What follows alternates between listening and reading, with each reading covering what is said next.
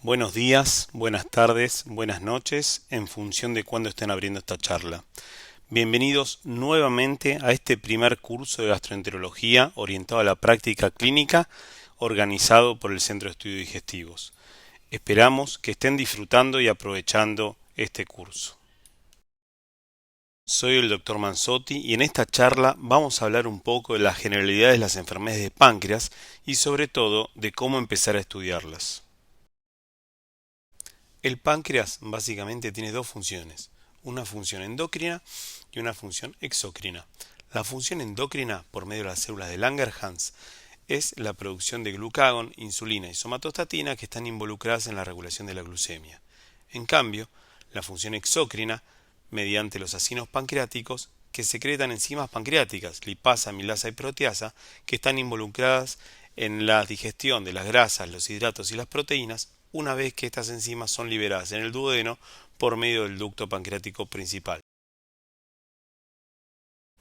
Hay diferentes noxas que agreden al páncreas, siendo el tabaco y el alcohol las principales de ellas, pero también las dietas ricas en grasas, el sobrepeso y algunos factores genéticos pueden incluirse entre estas noxas. Las manifestaciones clínicas de las enfermedades pancreáticas son muchísimas y van a depender seguramente del tipo de mala absorción de nutrientes. La diarrea, sobre todo la esteatorrea, y la distensión abdominal, la dispepsia, las flatulencias son los principales. Pero después, la diferentes mala absorción de nutrientes van a generar diferentes síntomas que vamos a ir viendo más adelante. La pérdida de peso ya es un síntoma mucho más avanzado, una insuficiencia pancreática avanzada, y el mal control de glucemia y o diabetes van a responder a una insuficiencia pancreática endocrina.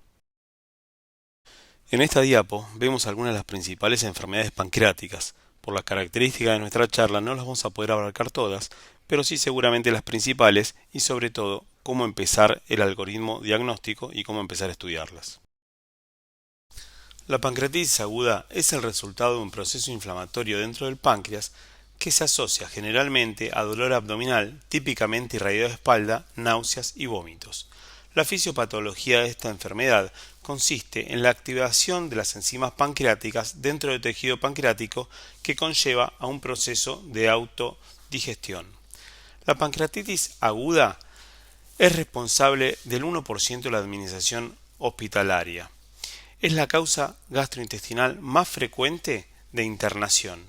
Por suerte, la mayoría de los casos, en aproximadamente el 80%, es leve y tiene una buena evolución, siendo severa en un 20% de los casos, que se la conoce como una pancreatitis aguda necrotizante y está asociado a un fallo orgánico temprano, necesidad de intervención, y esto aumenta el riesgo de infección así como de muerte. En nuestro país, la causa biliar es la principal causa de pancreatitis aguda.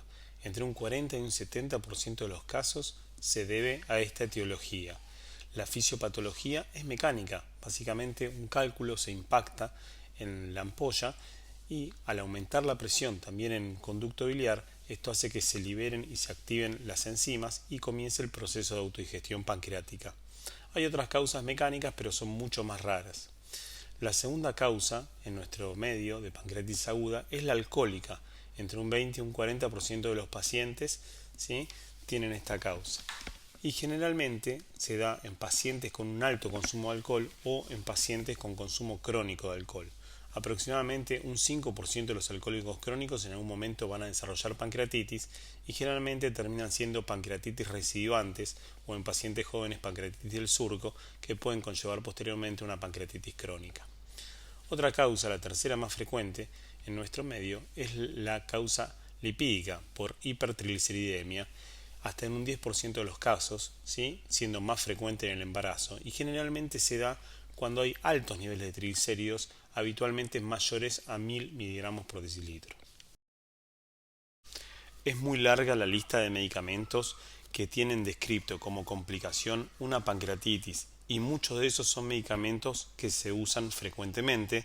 Por ende, este listado hay que tenerlo presente al momento de descartar causas raras de pancreatitis.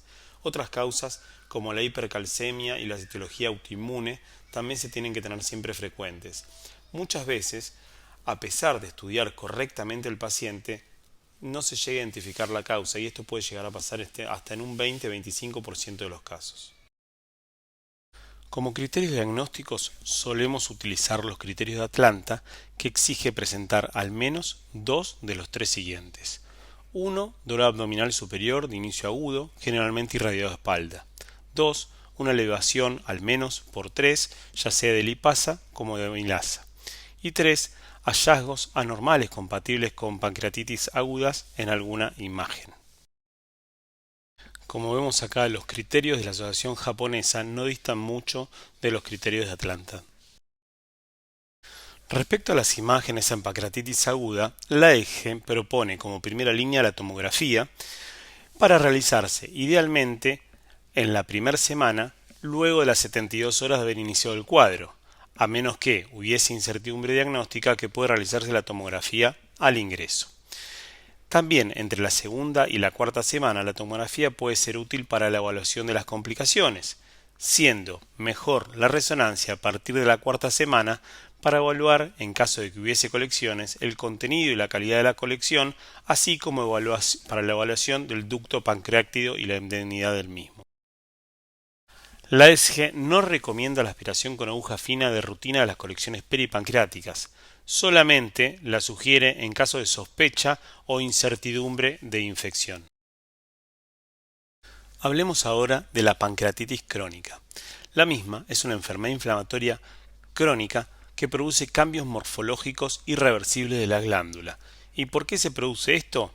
Ante una noxa de células pancreáticas, sea cual fuera esa noxa, esto va a producir muerte celular y con la consecuente respuesta inflamatoria. Esta respuesta inflamatoria, entre otras cosas, va a producir la activación de las células estrelladas y esta activación de células estrelladas va a producir fibrosis, al igual que en la inflamación hepática que conlleva a la cirrosis. En el páncreas, la inflamación crónica va a producir esta fibrosis que va a producir esta pérdida del parénquima funcionante con destrucción del tejido exócrino y endocrino. Y esta pérdida de función va a producir todas las complicaciones por las insuficiencias pancreáticas, ya sea endocrina o exócrina, y también dolor y otras complicaciones. Como vamos a ver más adelante, hay múltiples etiologías de pancreatitis crónica. Esta es una enfermedad con una supervivencia media de 20 años, con una mala calidad de vida, que generalmente se diagnostica en estadios avanzados con una edad media habitualmente que ronda los 60 años y se da más frecuentemente en el sexo masculino. Los factores de riesgo más importantes son el tabaco y el alcohol, así como la historia familiar de enfermedad de páncreas y enfermedades autoinmunes asociadas. Dentro de sus causas tenemos los factores tóxicos, los factores genéticos, los factores morfológicos y los factores inmunológicos e inflamatorios. Por lejos el tabaco y el alcohol son las principales causas de pancreatitis crónica. El alcohol tiene una dosis dependiente de 80 gramos día, por lo menos por 6 años. Respecto al tabaco, es un factor de riesgo independiente para desarrollar pancreatitis crónica y también para progresar de una pancreatitis aguda a crónica. Y también tiene una dosis dependiente. En aquellos pacientes que fuman más de un paquete por día, tiene un riesgo relativo de 3.3, siendo menor de 2.4 aquellos que fuman menos de un paquete por día. Es importante mencionar la sinergia de la noxa entre el tabaco y el alcohol. Y también es muy importante mencionar que aquellos pacientes con pancreatitis crónica mejoran francamente cuando dejan el hábito tabáquico. Si bien la pancreatitis crónica hereditaria es infrecuente, hay que tenerla presente sobre todo en pacientes jóvenes que presentan pancreatitis crónica, y ni que hablar en niños, que también hay que descartar siempre una fibrosis quística. Entre otras causas poco frecuentes de pancreatitis crónica, tenemos que tener en cuenta la obstrucción ductal crónica, ya sea por estenosis inflamatorias benignas, ¿sí?, tumores benignos, litiasis, y más rara vez por una disfunción del esfínter de Oddi o un páncreas diviso. Algo que suele pasar en la práctica cotidiana es que ante una pancreatitis crónica salen a descartar la pancreatitis autoinmune. Vamos a ser claros, la pancreatitis autoinmune es una entidad rara que se da solamente en el 5% de todas las pancreatitis. Además, lo que se suele pedir es el IgG4, y no nos olvidemos que hay dos tipos de pancreatitis autoinmune, la tipo 1 que se da en personas mayores, que es así, suele tener la IgG4 aumentada hasta a pesar de que en un 20% de los casos esa IgG4 puede ser negativa. Y después la tipo 2 que se da en pacientes jóvenes, que generalmente la IgG4 siempre viene negativa. Así que no es algo que tenemos que olvidarnos, porque esa IgG4, sobre todo en pacientes jóvenes, no nos van a descartar una pancreatitis autoinmune. Y siempre hay que tener en cuenta el contexto del paciente. Suelen ser pacientes que tienen un trastorno autoinmune subyacente u otra enfermedad autoinmune concomitante. En los años 70 en Marsella surge la primera clasificación de pancreatitis crónica, que más que una clasificación era una descripción morfológica. Posteriormente, en los 80 en Cambridge aparece una segunda clasificación, que más que nada era una clasificación de severidad de la enfermedad. Posteriormente fueron revisadas la clasificación de Marsella, se le empezó a dar más importancia a las imágenes, a los factores genéticos. En los años 2000 aparece la clasificación de Tigaró, que es una clasificación enteramente etiológica. Y posteriormente surge la clasificación de Mannheim, que considera los múltiples factores de riesgo de esta enfermedad y a su vez establece y utiliza todas las clasificaciones previas para hacer una valoración más global de la enfermedad. Este es el enfoque práctico que se plantea en el sistema Mannheim, en el cual ante un paciente con síntomas compatibles con pancreatitis crónica, plantea primero que nada investigar clínicamente qué fue lo que tuvo ese paciente, cuándo empezó la enfermedad, a qué edad, cuánto duró, cuáles fueron los primeros síntomas, ¿sí? Si tuvo dolor, si tuvo diarrea, si tuvo alguna insuficiencia, síntomas de insuficiencia endocrina, ¿sí? O exócrina, si tuvo alguna intervención quirúrgica o endoscópica. Después, por diferentes tablas, se evaluó los factores de riesgo, el estadio clínico, los criterios de diagnóstico y a su vez le da una puntuación según las características clínicas, ¿sí? Utilizando en parte la clasificación de Cambridge que habla de la morfología pancreática, los criterios ultrasonográficos, ¿sí? Y también los criterios de otros estudios por imágenes y por último también un sistema propio de Mannheim para clasificar las características clínicas de esta pancreatitis y en base a esto puede establecer un índice de gravedad. Ahora, para hacerlo un poco más dinámico y no tan tedioso, vamos a tener en cuenta un par de cosas de nuestra cotidianidad. Hay pacientes que vienen con todas las luces rojas prendidas, que son pacientes que ya vienen con una enfermedad pancreática, una pancreatitis aguda o una pancreatitis recurrente. Ese paciente probablemente ya entre en el arsenal diagnóstico y probablemente se lo pueda diagnosticar fácilmente. Pero ¿qué tantas veces en un paciente con una dispepsia, con un disconfort abdominal, con un dolor, con una diarrea crónica o un síndrome de colon irritable con tendencia a la diarrea, o por lo menos interpretado así, uno va a sospechar que pueda llegar a tener una enfermedad pancreática? Y es en estos pacientes donde tenemos una oportunidad de oro. Más difícil aún es diagnosticar una pancreatitis crónica en pacientes que no tienen síntomas o que tienen una diabetes, sobre todo una diabetes de reciente comienzo, y que siempre hay que sospechar en una diabetes de reciente comienzo que no tenga una enfermedad pancreática, ya sea una pancreatitis crónica como un tumor de páncreas. Y ni que hablar si es un paciente que no tiene una enfermedad metabólica y no entiende uno por qué hace una diabetes de reciente comienzo. Pero la pancreatitis crónica uno debería sospecharla siempre ante una pancreatitis aguda recurrente, ante esos pacientes con dolor abdominal recurrente postprandial, ¿sí? O con una dispepsia que no responde al tratamiento habitual, ¿sí? Y ni que hablar en un paciente que empieza con esteatorrea, pérdida de peso y desnutrición. Así que, como siempre, si una enfermedad la pensamos, la podemos llegar a diagnosticar. Si no la pensamos, no la vamos a diagnosticar nunca.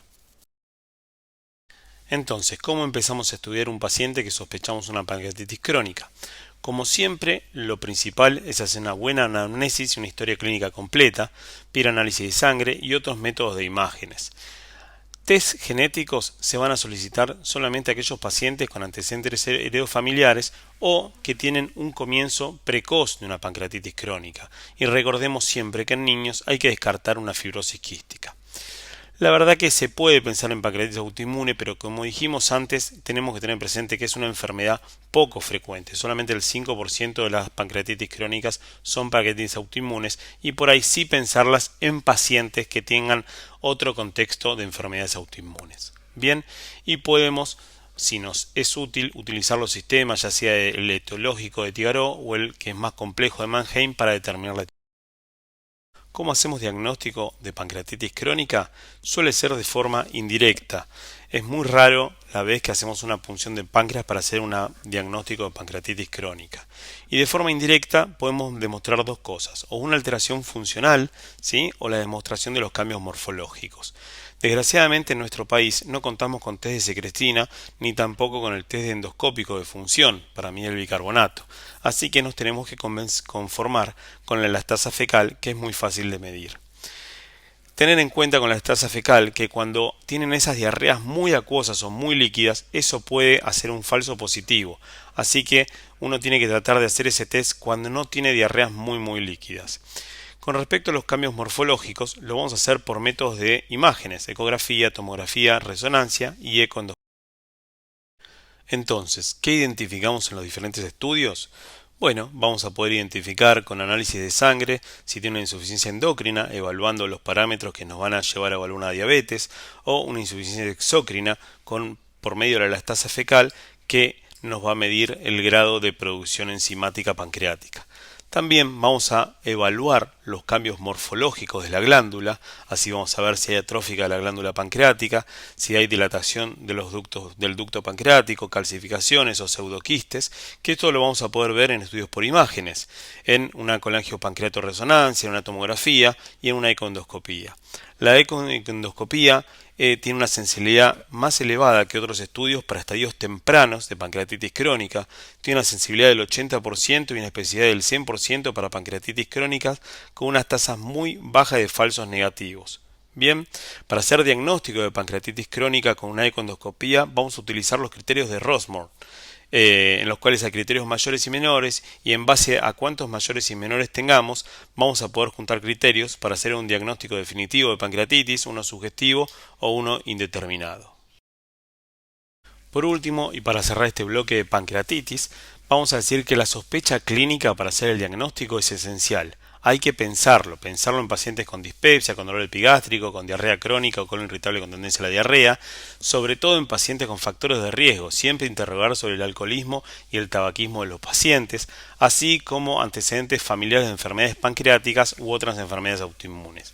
La ecoendoscopía actualmente es el método más sensible para el diagnóstico de pancreatitis crónica.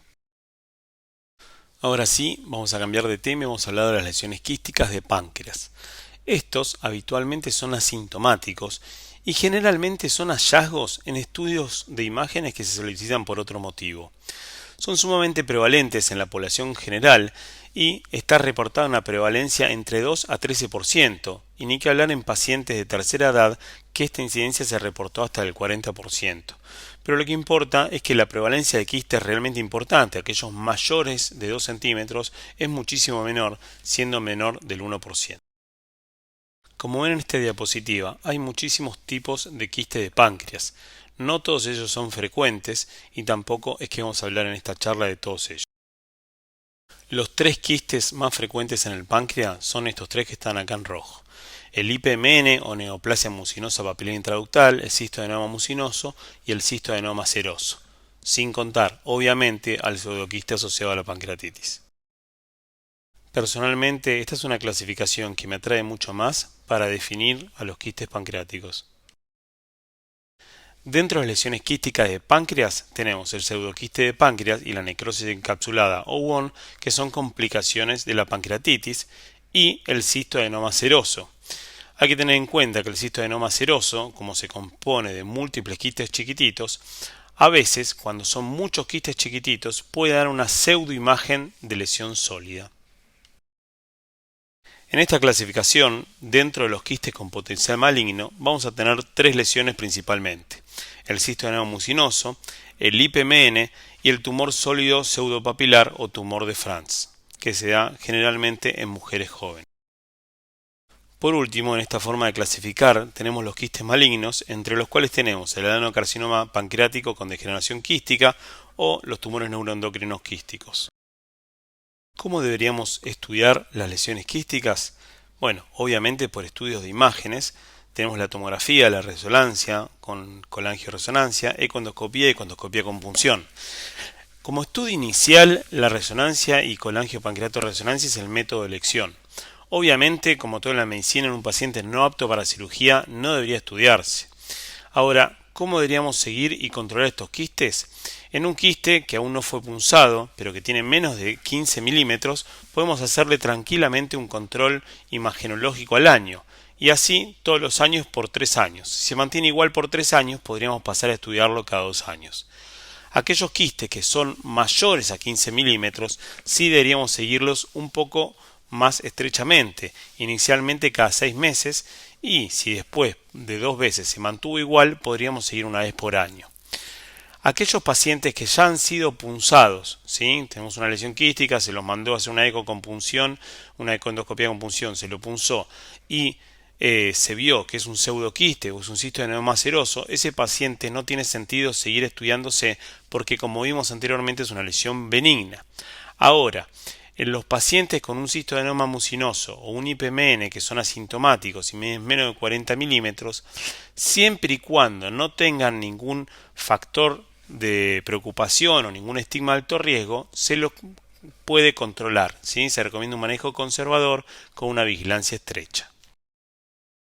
La ecoendoscopía con punción tiene indicación ante la duda diagnóstica, ¿sí?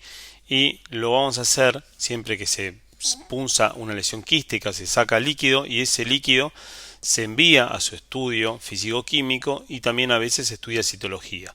¿Y cuándo lo vamos a estudiar? Cuando un paciente tiene ictericia secundaria a una lesión quística de páncreas, cuando tiene una pancreatitis aguda secundaria a una lesión quística de páncreas, cuando aumentó significativamente el C19-9 o tiene un estigma de preocupación como ser un nódulo mural o un componente sólido, ¿sí? O tiene una dilatación del ducto pancreático principal mayor de 5 milímetros, o en aquellas lesiones que son compatibles con IPMN o cisto adenoma mucinoso y miden más de 3 centímetros. ¿Qué hacemos nosotros cuando hacemos una punción por ecoendoscopía de una lesión quística de páncreas? Bueno, vamos a sacar líquido. Lo primero que hacemos con ese líquido es hacer lo que se llama la prueba del string sign, que es poner el líquido entre nuestros dedos y abrir los dedos. Si se forma un filamento mucoso entre nuestros dedos mayor de 1 centímetro, esto es un string sign positivo y tiene un alto nivel, un valor predictivo positivo muy alto de que sea una lesión mucinosa, porque básicamente lo que estamos viendo entre nuestros dedos es moco. Con este líquido lo que se va a hacer, se va a solicitar 3 tipos de análisis, sea amilasa y glucosa. Según el valor de estos 3 elementos, del sea, la amilasa y la glucosa, vamos a poder presumir si es una lesión mucinosa o una lesión serosa. También a veces la citología nos aumenta el rédito diagnóstico, sobre todo en aquellas lesiones quísticas que son tumores neuroendocrinos quísticos o tumor de Franks. Los marcadores moleculares, si bien se podrían llegar a solicitar, están más que nada en una fase de investigación. Este esquema me gusta mucho porque es bastante gráfico. Ante una lesión quística, ¿qué debemos hacer? Bueno, evaluarla primero, ver qué tipo de paciente tenemos enfrente y hacer un enfoque a la carta. Si tenemos una lesión quística sin ninguna indicación de las que mencionamos previamente, como es la foto de la derecha, a ese paciente lo vamos a seguir y si en el tiempo se mantiene igual, lo vamos a seguir siguiendo. Ahora, si ya presenta una característica de preocupación, conocida como worrisome feature, con un ducto pancreático principal, un Wilson mayor de 5 milímetros, ¿sí? Una pancreatitis aguda recurrente, un quiste de más de 3 centímetros, un aumento del CA19-9 o una pared vascularizada, ese paciente, ante estas características, lo vamos a punzar y ver, en base a esa punción, si se mantiene en este mismo lugar o pasa a tener indicación quirúrgica. También pueden aparecer los estigmas de alto riesgo, ¿sí? Y si aparece un estigma de alto riesgo, que son ese ducto pancreático principal más de 10 milímetros, ¿sí? O un nódulo mural vascularizado, esos pacientes tenemos que punzarlos porque en base a esa punción, si encontramos una citología maligna, ya vamos a sospechar, vamos a confirmar esa sospecha diagnóstica y va a tener una indicación. Pasemos ahora a hablar de las lesiones sólidas de páncreas. Dentro de las lesiones sólidas de páncreas tenemos varios: el adenocarcinoma, el neuroendocrino, el tumor sólido papilar, linfoma, sarcoma, metástasis, el cisto adenoma serosa microquístico que les mencionaba al principio y otras lesiones benignas como por ejemplo un vaso ectópico dentro de la glándula pancreática. El cáncer de páncreas es uno de los tumores malignos más letales y en nuestro país ocupa el 4.º lugar en muerte por cáncer. La sobrevida de este tumor suele ser muy baja y esto se da hasta a que generalmente es diagnosticado en etapas avanzadas, por lo cual es fundamental la detección precoz. Con respecto a los factores de riesgo de esta enfermedad, están los modificables y los no modificables. Con respecto a los modificables, el tabaco nuevamente es un factor de riesgo independiente. El alcohol se considera un factor de riesgo en aquellos pacientes que consumen al menos 60 gramos por día.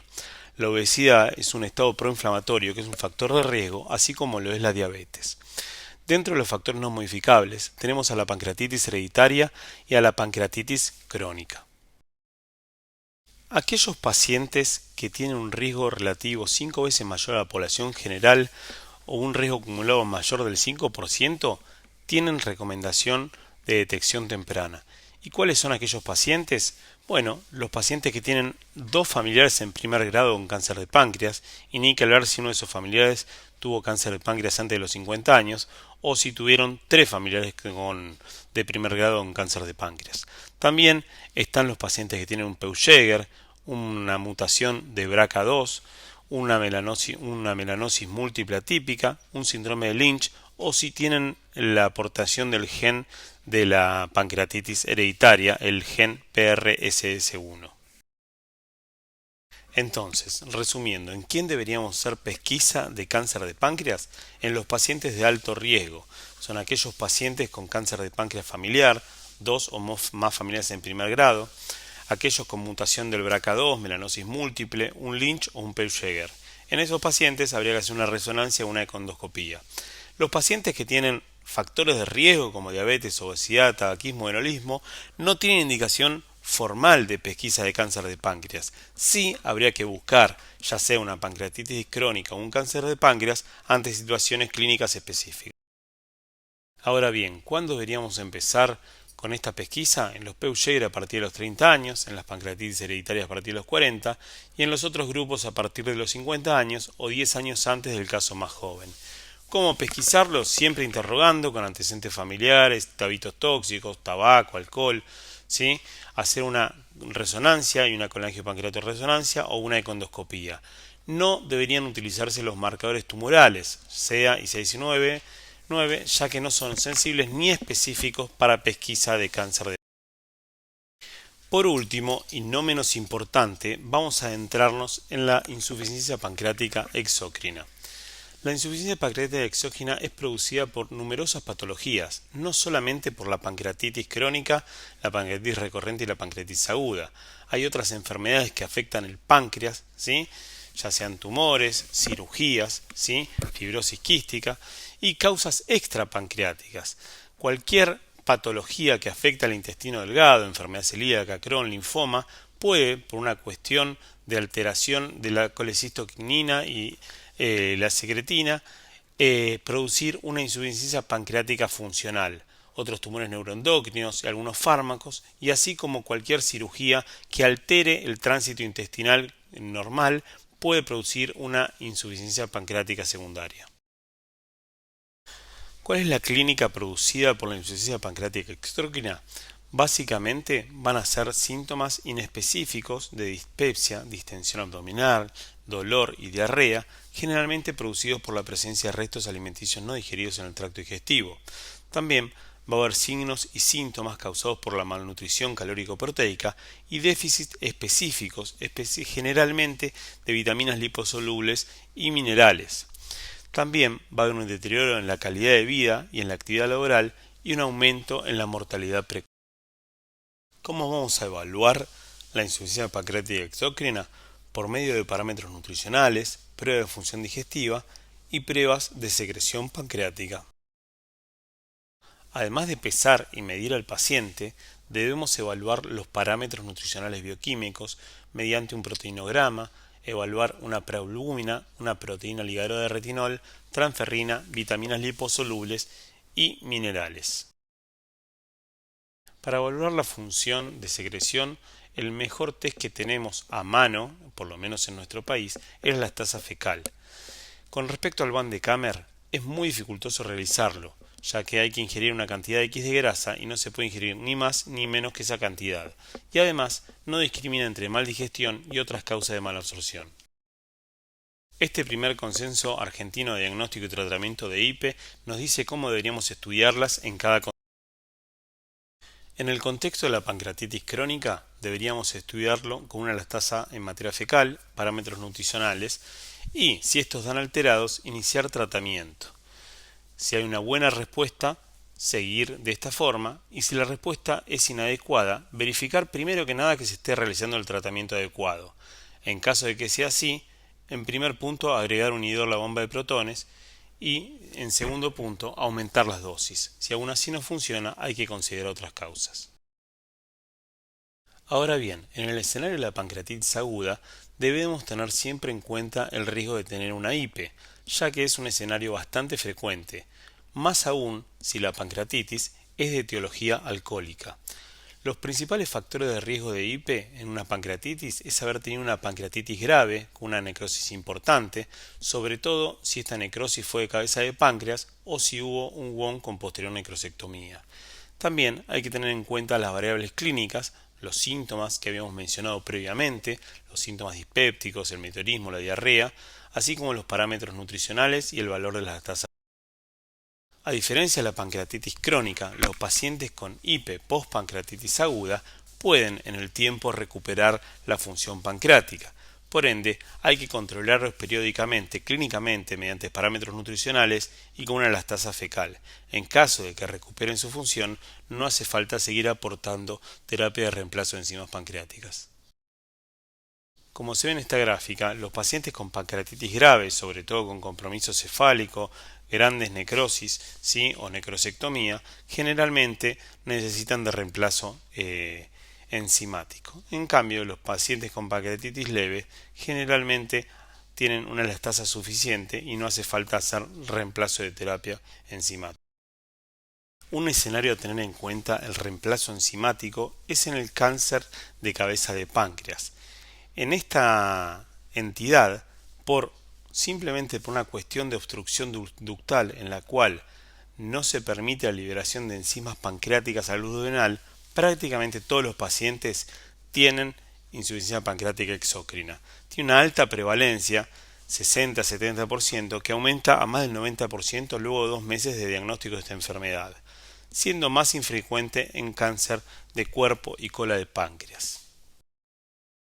En los pacientes con cáncer de páncreas se recomienda, siempre que haya obstrucción ductal, empezar tratamiento de reemplazo enzimático en forma empírica sin necesidad de estudiarlos. Cuando no hay evidencia de obstrucción ductal o el cáncer es de cuerpo o cola, sí se sugiere realizar un test de elastasa fecal. Es bueno tener en cuenta que estos pacientes se desnutren rápidamente por la enfermedad de base y además por la insuficiencia pancreática, y el hecho de mejorarles la nutrición hace que también puedan soportar mejor la quimioterapia subsiguiente. Eso ha sido todo. Espero que hayan disfrutado de la clase y que les haya sido provechosa, y ante cualquier duda estoy a vuestra disposición. Saludos.